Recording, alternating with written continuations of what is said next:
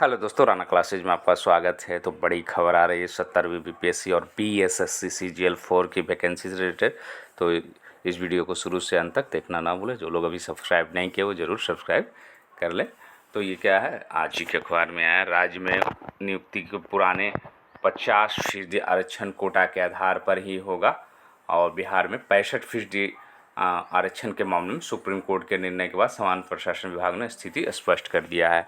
तो जैसा कि आप जानते थे कि सारा मामला जो है वो इसी के चलते अटका हुआ था कि 65% जो था वो पटना हाई कोर्ट ने उस पर रोक लगा दी थी। उसके खिलाफ है जो कि बिहार सरकार ने जो कि वहाँ अपील दायर की है सुप्रीम कोर्ट में।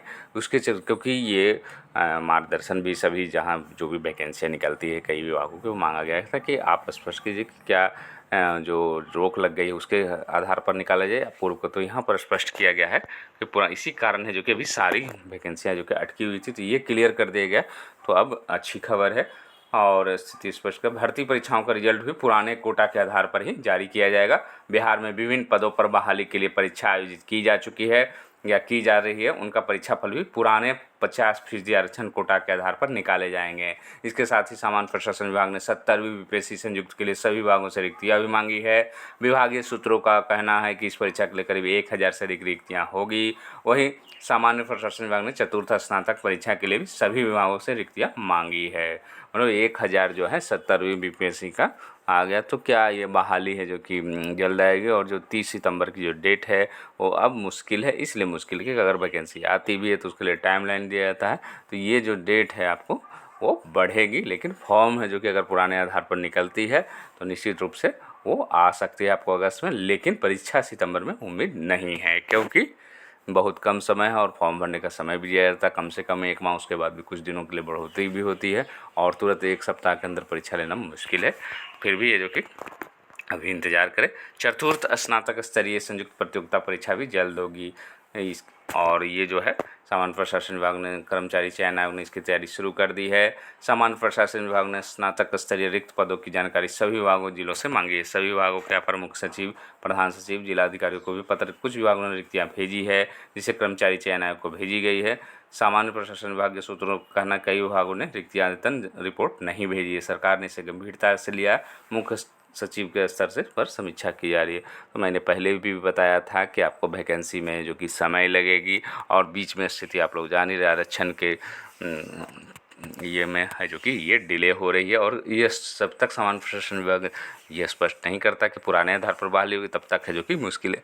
अब मान लिया जाए कि बीएसएससी सीजीएल 4 कब आ सकती, सारी प्रक्रियाएं अगर ये सही रहे तो निश्चित रूप से ये वैकेंसी निकल सकती है। तो क्योंकि आप देख रहे हैं कि बहुत सारा जो विभाग है वो अद्यतन रिपोर्ट नहीं भेजी गई है और मुझे लगता है सितंबर में बहुत, हालांकि कम चांसेस है कि सितंबर में निकलें, क्योंकि अगर ये प्रक्रिया बढ़ती है तो कुछ विभागों की आई है। अगर बहुत प्रेशर रहा, बहुत दबाव जैसा कि आप देख रहे हैं लिखा भी हुआ है, तो निश्चित रूप से सितंबर के लास्ट तक आ सकती है। नहीं तो ये अक्टूबर नवंबर ये जा सकती। तो थोड़ा सा आपको है जो कि पहले मैंने बताया था कि सितंबर तक आ सकती है, तो थोड़ा विलम्ब हो सकता है। लेकिन अगर सरकार अगर पूरी दबाव में विभागों कहा जाए कि आप दीजिए, पुराने आधार पर ही दीजिए लेकिन दीजिए हमको, तो वैकेंसी अगर निकल सकती है सितंबर के लास्ट तक, नहीं तो आपको अक्टूबर नवंबर जा सकती है।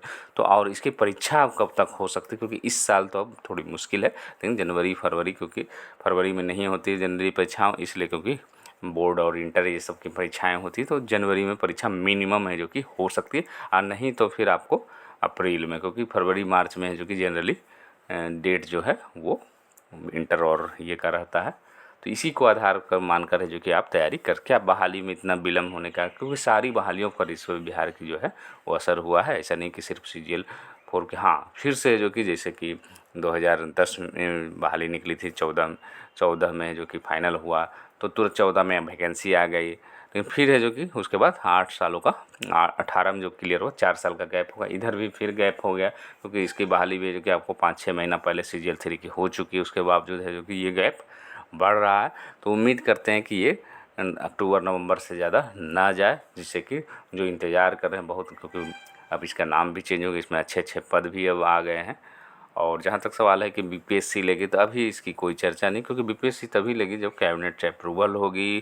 कैबिनेट में अप्रूवल तो सारे लोग जान जाएंगे कभी ये जो बहाली है वो बीपीएससी लेगी, इसलिए अभी कोई चर्चा नहीं। सीजीएल 4 हर हाल में जो है वो बीएसएससी से आएगा, कोई चर्चा भी नहीं कि अभी बीपीएससी से आएगी। इसलिए आप लोग जो ऑब्जेक्टिव तैयारी है जो कि करते रहे, खासकर है जो कि आप लोग ऐसा नहीं है कि तैयारी नहीं कर रहे होंगे, अन्य परीक्षाओं की तैयारी कर ही रहे होंगे, तो आप लगे रहे। जब वैकेंसी आएगी तो थोड़ा सा इसमें चेंजिंग यही है कि मैथ और रीजनिंग पर विशेष ध्यान और साइंस पर विशेष ध्यान पड़ना। अन्य परीक्षाओं में होता है कि जीके का ही वैल्यू रहता है, थोड़ा बहुत मैथ और रीजनिंग रहता है, कहीं हिंदी रहा, कहीं इंग्लिश थोड़ी बहुत रही, तो थोड़ा सा उस समय चेंज कर। लेकिन अभी आप जो तैयारी कर रहे हैं वो करते रहिए, लेकिन नज़र बनाए रखें कि जैसे ही आएगा तो इसको निकाल देना है। पहले पीटी निकालना है, उसके बाद फिर मेंस निकाला जाएगा। तो इसी के साथ धन्यवाद।